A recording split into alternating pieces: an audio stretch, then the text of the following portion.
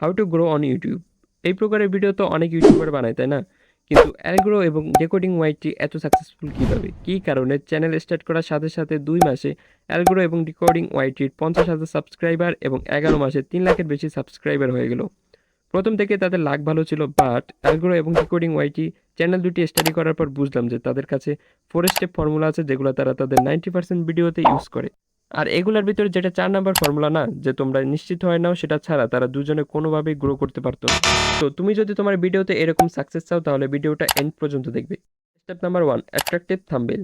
তুমি যদি তাদের দুজনের চ্যানেলে গিয়ে দেখো তাহলে দেখতে পাবে তারা তাদের ভিডিওতে কীরকম অ্যাট্রাকটিভ থাম্বনেল ইউজ করে, যে থাম্বনেলের কারণে অডিয়েন্স বাধ্য হয় ভিডিওতে ক্লিক করতে। সো থাম্বনেল মেকিংয়ের ক্ষেত্রে চিন্তা করতে হবে তুমি যেই সাবজেক্টটা নিয়ে ভিডিওটা ক্রিয়েট করেছো সেই সাবজেক্টটাকে থাম্বনেলে হাইলাইট করার। And thumbnail text, yes, text অনেক গুরুত্বপূর্ণ একটা ভিডিওর জন্য। টেক্সট হবে বেশি হলে 2 সেন্টেন্সের।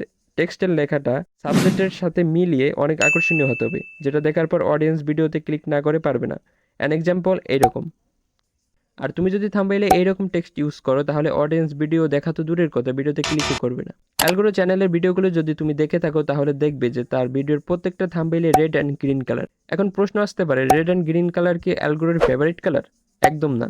সে তার প্রত্যেকটা ভিডিওতে red and green colour thumbnail use করে কারণ এটা তার একটা ব্র্যান্ড, যাতে করে অডিয়েন্স বুঝতে পারে যে রেড অ্যান্ড গ্রিন কালারের থাম্বনেইলের প্রত্যেকটা ভিডিও তারই। তো এটা দেখে কি তুমিও তোমার ভিডিওতে রেড অ্যান্ড গ্রিন কালারের থাম্বনেইল ইউজ করবে? একদমই না। এতে করে তোমার ভিডিওর ভিউ বাড়ার বদলে কমতে থাকবে। তুমি করতে পারো any colour and same font তোমার থাম্বনেইলে ইউজ করতে। এতে করে তোমার অডিয়েন্স বুঝতে পারবে যে এই থাম্বনেইলের প্রত্যেকটা ভিডিও তোমারই। An example, mister Beast. সে তার ভিডিওতে একই রকম থাম্বনেইল ইউজ করে অ্যান্ড তার এই অ্যাট্রাকটিভ থাম্বনেইলের কারণে অডিয়েন্স বাধ্য হয় তার ভিডিওতে ক্লিক করতে। এতক্ষণ তো গেল থাম্বনেইল, এবার আসছো স্টেপ 2-তে। Step 2, creating interest with the need. তুমি যদি একজন ইউটিউবার হয়ে থাকো তাহলে তো অবশ্যই জানো যে ভিডিওর শুরুর ফার্স্ট 30 সেকেন্ডে ভিউয়ার্সের অ্যাটেনশন লক করা কতটা ইম্পর্টেন্ট।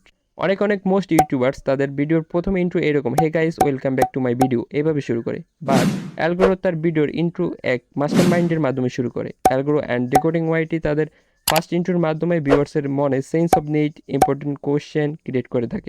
আর তারা তাদের ভিউয়ার্সদের গ্যারান্টি দিয়ে থাকে যে ভিডিওটি শেষ পর্যন্ত দেখলে তারা তাদের কোয়েশ্চেনের অ্যান্সার পেয়ে যাবে। সো ইন্ট্রোতে তো অডিয়েন্সদের হুক করলে, এবার বাকি ভিডিওতে কি করবে? তো এর জন্য স্টেপ নাম্বার 3, বিল্ডিং দি হাইপ। তো এই স্টেপটায় তারা তাদের ভিডিওতে বলে থাকে যে তারা 4 ধরনের স্টেপ ব্যবহার করে। অ্যান্ড লাস্ট স্টেপটা এত বেশি ইম্পর্টেন্ট যে সেটার মাধ্যমে অডিয়েন্সরা তাদের কোয়েশ্চেনের অ্যান্সার পাবে। তো এই স্টেপটার মাধ্যমে তারা তাদের ভিডিওটা শেষ পর্যন্ত দেখার জন্য অডিয়েন্সদের লক করে নেয়। অ্যান্ড অডিয়েন্স শেষ পর্যন্ত দেখবে কারণ সে তার ফেভারিট স্টেপ ভিডিওর লাস্টে বলবে। আর এই স্টেপটা তারা দুজনে তাদের 90% ভিডিওতে ইউজ করে থাকে। আর তুমি যদি একটু খেয়াল করে দেখে থাকো আমিও এই স্টেপটা ভিডিওর শুরুতে ইউজ করেছি। তো ফাইনালি এসে পড়লাম স্টেপ নাম্বার 4-এ। Step number 4, genuine content. আর এটা ছাড়া অ্যালগোরো অ্যান্ড ডিকোডিং ওয়াইটি কোনো দিন গ্রো করতে পারতো না।